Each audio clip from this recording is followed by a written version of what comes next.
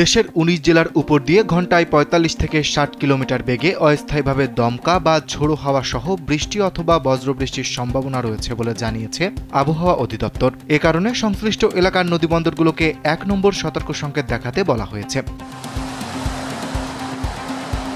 বুধবার ভোর ৫টা থেকে দুপুর ১টা পর্যন্ত দেশের অভ্যন্তরীণ নদীবন্দরগুলোর জন্য দেওয়া পূর্বাভাসে এ তথ্য জানানো হয়। সর্বশেষ পূর্বাভাসে বলা হয়, রংপুর, রাজশাহী, দিনাজপুর, পাবনা, বগুড়া, টাঙ্গাইল, ময়মনসিংহ, যশোর, কুষ্টিয়া, ঢাকা, ফরিদপুর, খুলনা, বরিশাল,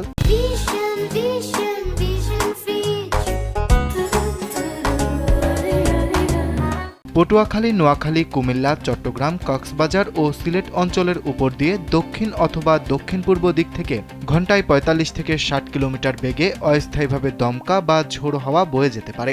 এ সময় বৃষ্টি অথবা বজ্রসহ বৃষ্টির সম্ভাবনাও রয়েছে।